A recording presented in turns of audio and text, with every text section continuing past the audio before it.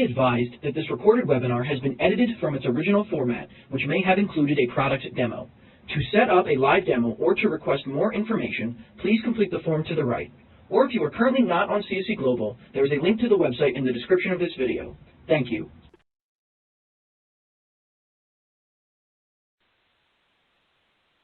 Hello everyone, and welcome to today's webinar, Cyber Risk and Digital Security, the Growing Impact on Today's Businesses. My name is Christy DeMayo-Ziegler, and I will be your moderator. Joining us today is Mark Flegg. Mark is the Global Product Director of Security Services at CSC. He is responsible for advising a global client base on digital risk and the preventative measures brands can take to safeguard their digital assets. And with that, let's welcome Mark. Thank you, Christy. Good morning, good afternoon, everybody. So the agenda today, we're going to talk about innovation, developing new products, expanding to new markets, and launching exciting marketing campaigns, because that's what grows the value of our brands. But behind this, also putting an increasing amount of time and energy and money into fighting brand degradation. So in this presentation, we'll explore the challenges of defending your brands in multiple digital channels, and then we will pivot into the necessary defense of your digital assets. Whether it's your principal responsibility lying in trademark or cybersecurity, we'll look to demonstrate a coordinated, holistic approach because we found that that really is the best way to defend the value of your brands. And therefore, if you don't already have TIP consortium in place, now's probably the time to act. To help, we'll provide recommendations for you to integrate into your existing approach.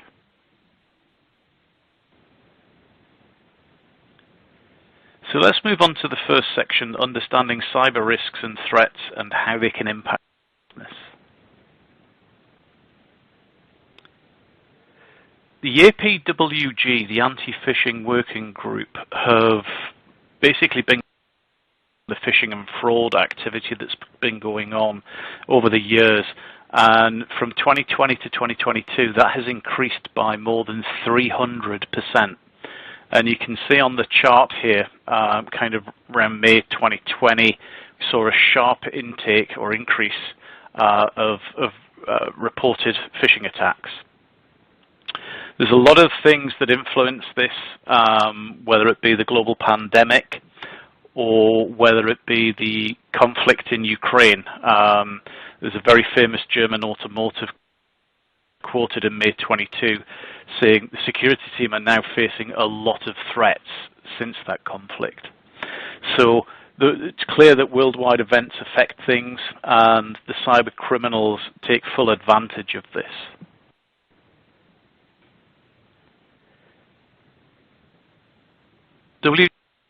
Trademark Review carried out a survey in 2021 and it showed that 61% of consumers would actually lose trust in their favorite brands if they fell victim to a phishing attack that was impersonating that brand. So this is a problem for all brands, something that we need to pay particular attention to. Because the worst thing that you can have is somebody ready to, buy your product or service, but not trust it in terms of the connection, using their personal details. Cyber risk does have a big effect on your consumer trust. Customer experience has now actually become a top priority. The digital disruption, the pandemic, they really have accelerated this need for the digital transformation. But when you become more reliant on online, it's super important to get that customer experience right and take it to becoming a differentiator. As you can see with that, 88% of the people surveyed said that, an outstanding customer experience is an important goal, but slightly more, 90% are challenged to deliver it. And there's a couple of reasons for that. Cyber was reported at 49% and data integration at 42%. Cybersecurity has become a really big thing since May 25th, 2018, when GDPR came out, General Data Protection Regulation.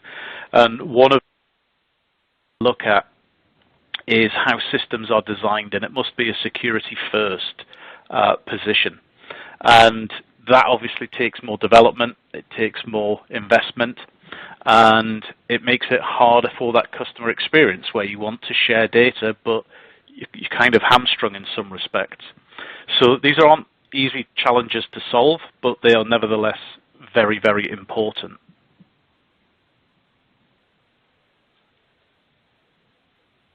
More than 3/4, 76% of people surveyed felt that they were at greater risk from online fraud than they were a year ago, and 75% worried about becoming victims of fraud.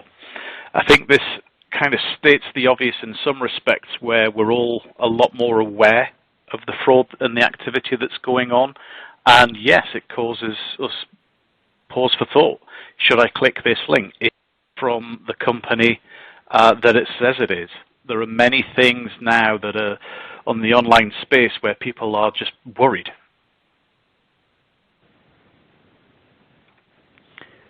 Here we've got a simple illustration of what we consider digital assets to be and how they relate to each other. The digital assets are the things that the organization owns and are used to represent and communicate your brand over the internet.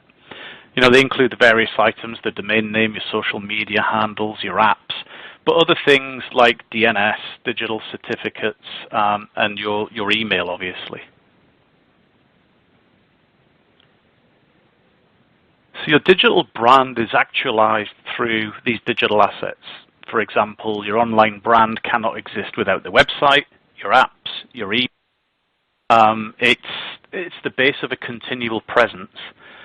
Digital assets also help promote and expand the brand by increasing the scope and method of which the brand and presence interact with customers. Intellectual property help protect the digital assets. For example, a UDRP, a Uniform Dispute Resolution Policy, to get a domain back if it's registered by a third party, or take down an infringing app often requires a proper trademark. On the other hand, digital reinforce IP rights.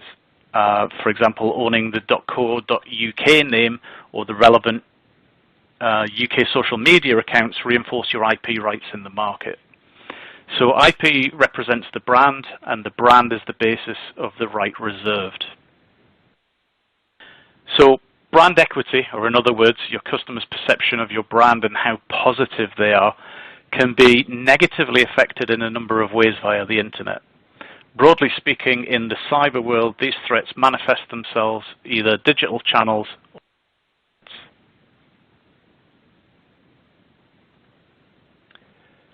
so I'm not going to go too technical in this webinar, but I do want to kind of point out some basic kind of building blocks of what it is that we need to defend so when in terms of securing your business.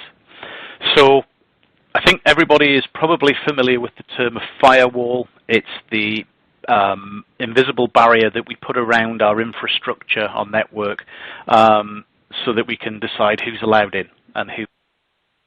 And I think business now, should be congratulated. I think we're doing a far better job of protecting our internal networks than we ever have done. I personally saw a shift when it was the attacks on Wall Street, which was what's now, I guess, and people started investing, and they're doing a great job. Cyber criminals, they're finding it increasingly difficult to get into your internal networks.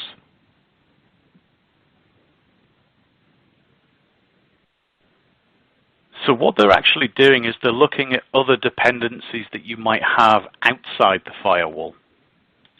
So again, when we talk about the online space and those digital assets, domain names, DNS, SSL certificates, etc., they are external dependencies.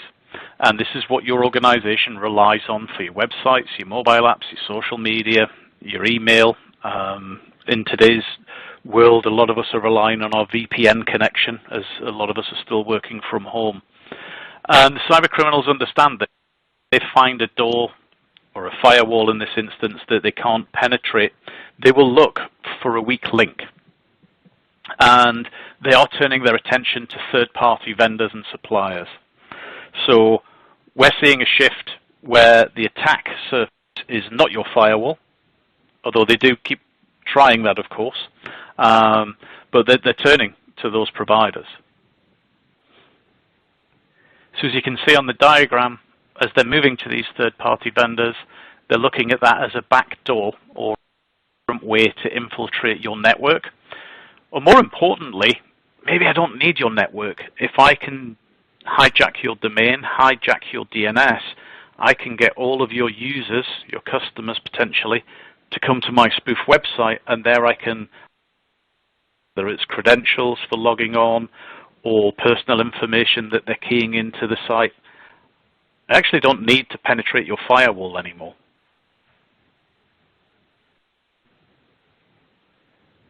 So management of those assets, those digital assets, is very, very important. And again, I promise not to get technical.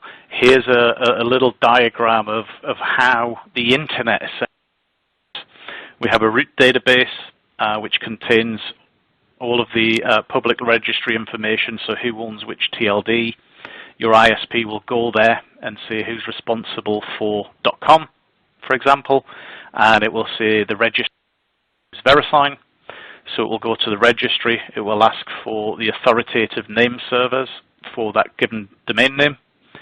In that TLD, it will point it to the authoritative DNS, which can then provide the zone information or the mapping table for that, and send you to a content server. The registrar has an equally important role to play. They update the registry, whether it's a domain registration or a modification. And in a lot of cases, the registrar is responsible for the authoritative DNS, the zone file. Each of these areas are potential points of failure. So selecting the right registrar, the right authoritative DNS, the right content server is hugely important. And it's important to make sure basically adhere to the same security standards that you would set for your own organization. And just a question for you to ponder here, when is the last time that you did a security evaluation of your third parties that you're forced to outsource work to, whether it be a registrar, DNS provider, SSL provider, etc. It'd be interesting to see when that was and how they stack up to your own internal standards.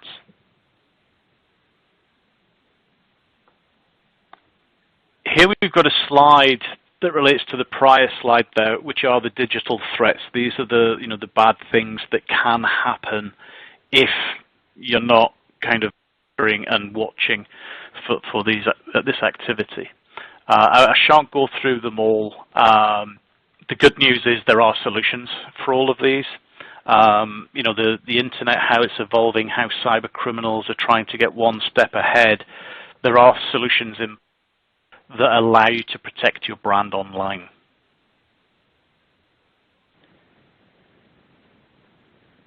In this next section, we're going to go through what is digital security and how it can help mitigate cyber attacks.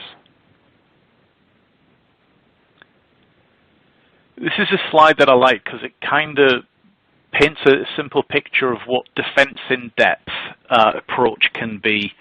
And defense in depth essentially is just having more than one measure in place to defend. These can be stacked on top of each other, they can overlap a little bit, but it's having those areas that really thwart the cyber criminals. If they've only got one door to break through, it's an easy target, it's easy for them to get in and get out without being detected. But if they've got to go through 3 or 4 doors that are all locked, then it's way more difficult, time-consuming, and remember, the longer that they hang around somewhere that they shouldn't be, the more chance they've got of being caught and traced. So they like the easy approach. They hate defense in depth. And the way that we look at it at CSE starts with that, making sure that you're using an enterprise class provider where they have the right systems, the right staff, the right policies and process in place. Again, this should be mimicking what you internally set for your staff and your organization. Then making sure that where we do have to have portal access, you've got things like IP validation, two-factor authentication, and ultimately federated identity, or often referred to as single sign-on, where you can access that because it's hooked up to your own internal Active Directory or similar. And then, constantly looking at user permissions. Who has access to do what with our digital assets? If an employee working for you has access to your name with your registrar and they leave the organization, what happens? As business, we outsource more than we ever have done to third parties. Long gone are the days where you would build it or buy it or do without somebody that's got a solution. And that requires, in many cases, logging in with a username and password. But nobody takes inventory of this. Our HR departments are very good that when we say an employee has left for whatever reason, they work with IT and they're blocked access from our networks. It's not the same for these third parties that we all have to deal with. So super important to keep a close eye on that, and I would recommend, that's reviewed on a monthly basis. And then at the core, the things that you can enable, especially for your business critical domains. This isn't something that we would recommend you apply to everything, but just those that will make a meaningful impact if something is unauthorized. And that can be things like multi-lock, or also known as registry lock, DNSSEC, DMARC, CAA records, certificate authority authorization, to make sure that people can't register certificates with other certificate authorities that are outside of policy. So there's a whole host that can be done here very easily, very cost effectively, that will change your risk profile in a meaningful way.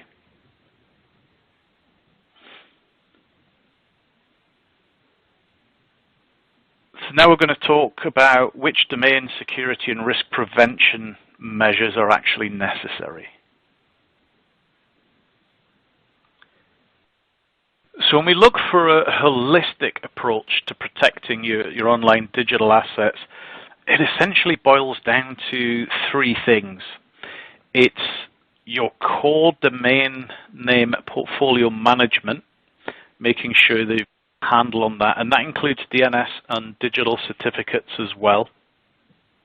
And then looking at your brand protection, it's very clear that business just simply can't go out and acquire every single domain name it wishes. It's not cost effective in a lot of areas, and it's not a good use of your time.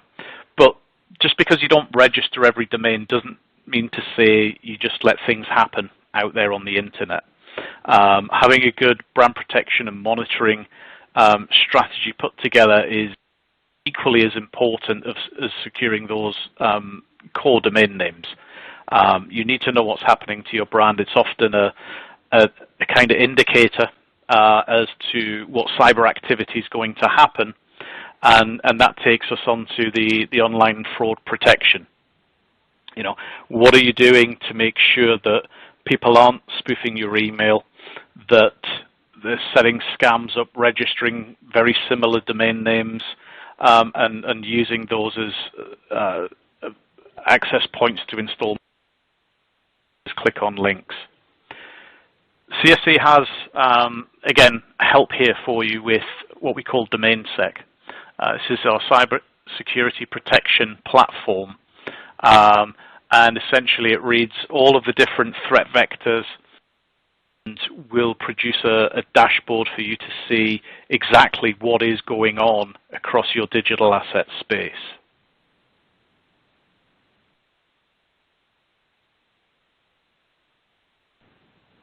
So DomainSec, as I said, basically pulls in all of the different threat vectors from phishing, ransomware, email compromise, hijacked domains, impersonation, fraud, attacks. And we also use our 3D monitoring tool as well to ingest that data. And that produces the intelligence for us on the external attack vectors.